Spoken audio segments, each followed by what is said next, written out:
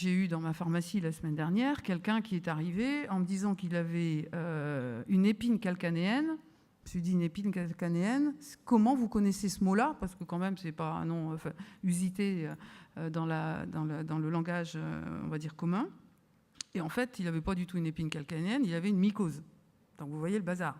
Mais il était allé, et puis il avait lu Internet, et il en avait conclu qu'il avait une épine calcanéenne. Et il venait me chercher quelque chose pour une épine calcanéenne.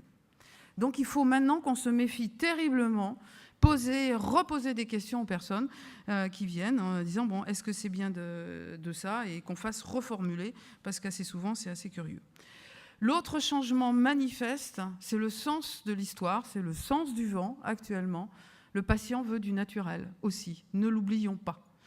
La pharmacie et les médicaments habituels de synthèse, avant, n'étaient pas utilisés, c'était l'herboristerie, le naturel, puis c'était les médicaments dits de synthèse, pratiquement plus ce qui est naturel, et maintenant il y a un vent qui est en train de repartir sur le naturel.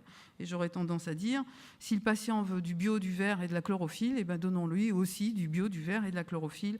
Les plantes sont suffisamment, avec une pharmacopée suffisamment large pour pouvoir avoir des médicaments efficaces avec tout ce qui est naturel.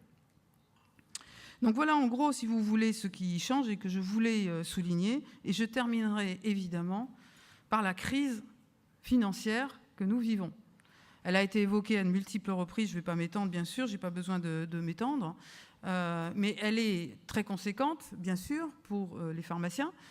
Quand on parle aux pharmaciens grecs, aux pharmaciens portugais, enfin, beaucoup de pharmaciens qui sont dans de vraies difficultés, c'est un repositionnement dans leur métier. Mais aussi aux patients. Qu'est-ce qu'il est, c'était la table ronde de tout à l'heure, qu'est-ce qu'il est capable ou qu'il peut et demain qu'il pourra mettre comme argent pour un médicament d'automédication. Et la carte ce matin qu'un des intervenants a montré sur l'Italie, entre l'Italie du Sud et l'Italie du Nord, doit faire réfléchir aussi. C'est bien une réalité. La crise financière est là.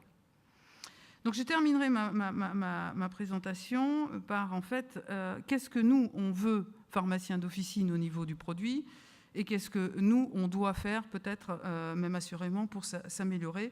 En tout cas, ce qu'il y a de certain, c'est que nous devons travailler ensemble, les industriels du médicament et les pharmaciens d'officine qui sont reconnus comme étant des acteurs majeurs dans l'automédication. Au niveau du produit, au vu de tout ce que j'ai dit, le médicament est un médicament. Lorsque c'est un médicament, ça n'est pas un complément alimentaire, vous savez ça mieux que moi, bien sûr. Ce qui veut dire que le médicament a des allégations thérapeutiques. Il faut absolument arriver à rassurer les populations, et aussi bien les prescripteurs et aussi bien les pharmaciens. Et pas mélanger, pas vouloir faire que compléments alimentaires et médicaments soient trop liés l'un à l'autre, parce que finalement la population ne s'y retrouve pas. Et c'est un médicament et ça doit le rester. Vu ce que j'ai dit sur le naturel, je pense qu'il faudrait que les industriels n'oublient pas les plantes et le naturel, même en médicaments et y compris surtout en médicaments. Les pharmaciens d'officine régulièrement expriment aussi une chose, vous développez ce qu'on appelle en français des marques ombrelles, c'est-à-dire des marques. Bon, c'est une stratégie qui s'entend et qui se comprend, mais alors au moins sur la boîte, faites attention à bien mettre en toute évidence ce à quoi ça sert. Prenez, je ne vais pas citer de nom bien sûr, prenez un tube de pommade d'une marque X et cette même marque a un autre tube de pommade. Et regardez ce qui se passe quand vous avez un tube de pommade. Au bout d'un moment, vous le tordez, vous le roulez. Et si ce à quoi ça sert est marqué en dessous, eh bien, à votre avis, qu'est-ce qui se passe? Évidemment, le patient va prendre l'un pour l'autre. C'est des trucs idiots, mais c'est tout simple, c'est une réalité. Donc attention à être tout à fait clair. Ce dont nous avons besoin, bien évidemment, c'est des formules efficaces. On en a parlé ce matin, les switches, les délistements, des délistages, etc. On doit avoir des formules efficaces parce qu'on se retrouve dans des situations où finalement on n'a pas grand-chose parce que tout est listé, et quel dommage. Quel dommage. Autrement dit, je suis sûre que là, on a vraiment un travail de partenariat à faire pour arriver à avoir certains médicaments dont le bénéfice, ou du moins le risque, n'est pas trop important, parce qu'on a tout un ensemble de classes thérapeutiques où on n'a rien. Quand quelqu'un vient et se plaint d'une cystite, vous m'expliquez qu'est-ce qu'on fait? On n'a rien. La Busserol, des choses comme ça, mais c'est tout. Donc voilà, donc à un moment donné, il faut quand même qu'on réfléchisse aussi par classe thérapeutique. Et enfin, forcément, les prix. Alors on n'est pas là pour parler prix, les autorités de la concurrence ne le supporteraient pas, donc c'est pas ça du tout le sujet.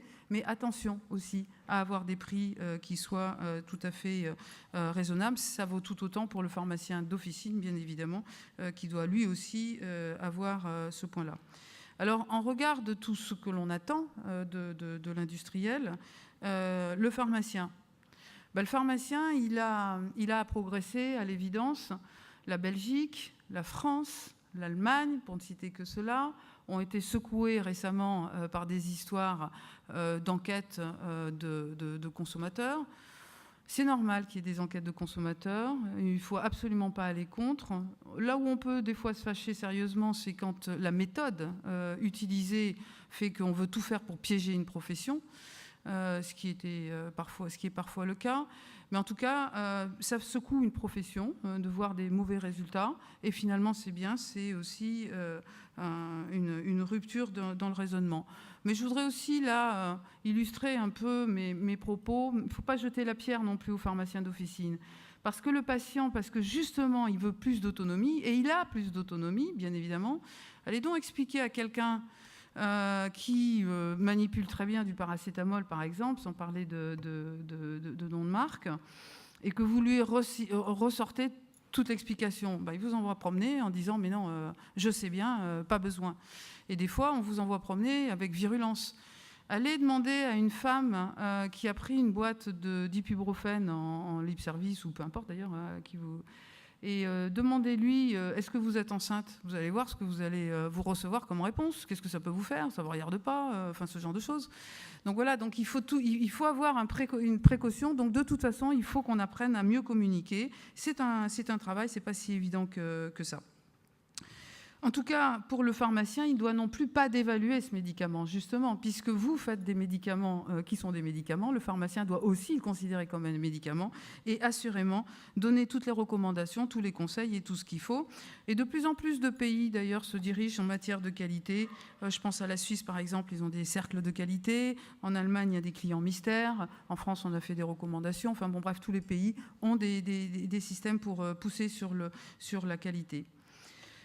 Le pharmacien doit aussi bien sûr, considérer que le médicament d'OTC, il y a aussi des actions de pharmacovigilance. C'est tout à fait important. Il doit aussi veiller à ce qu'il n'y ait pas trop de mésusage. Ce matin, un des intervenants parlait des douleurs. Les migraines sont très mal soignées d'une manière générale. Et je ne sais pas pourquoi, enfin du moins si je sais, et vous aussi bien sûr, le public a très souvent l'impression que plus il a mal et plus il prend de médicaments et l'action va être linéaire. C'est-à-dire que plus il en prend et plus ce sera efficace. Vous imaginez ce que ça fait parfois par de dégâts. Donc attention au mésusage. Pour vous donner un ordre d'idée, dans le dossier pharmaceutique en France, on a maintenant 21 millions de Français qui ont un dossier pharmaceutique. Dans le dossier que ces 21 millions de Français ont ouvert, il y a tous les médicaments, y compris les médicaments d'automédication. On a estimé, parce qu'on a fait des études, je donne tout de suite le résultat, si ça vous intéresse, je pourrais vous dire comment on a fait pour avoir les études. On estime à 70 000 fois par an, ce qui est quand même pas rien, où il a fallu appeler un prescripteur d'une ordonnance ou de quelque chose parce que ça n'allait pas avec un médicament d'automédication. 70 000 fois par an. Donc c'est quand même tout à fait important. Alors je finirai, Monsieur le Président, par une proposition.